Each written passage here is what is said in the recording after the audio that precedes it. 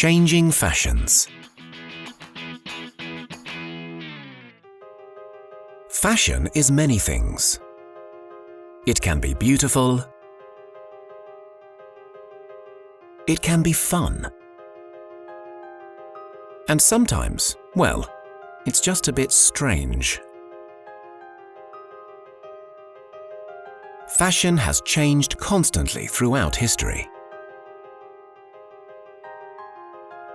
Have you ever thought about why we wear the clothes we do? Let's look at some fashion developments in the US. In American society at the end of the 19th century, it was common for rich people to show off their wealth through their clothes. Women from rich families would wear heavy dresses with large hats to impress people. In the first half of the 20th century, American society changed. Large numbers of people moved from the countryside to a new life in the big cities. Women started doing jobs that they'd never done before. Their clothes became much simpler and more practical. Another big change was how people spent their free time. By the 1940s, over half of Americans went to the movies every week. Men and women suddenly wanted to dress like the stylish film stars they saw on the screen at the local cinema.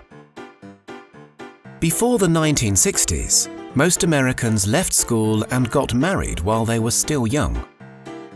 They didn't have much time to think about fashion.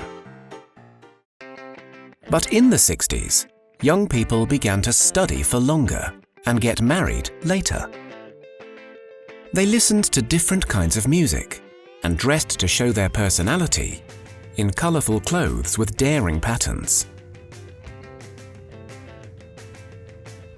Another big change at this time was that women began wearing trousers, men's style shirts, and of course, blue jeans. In the 21st century, not just the US, but the whole world has been transformed by the internet.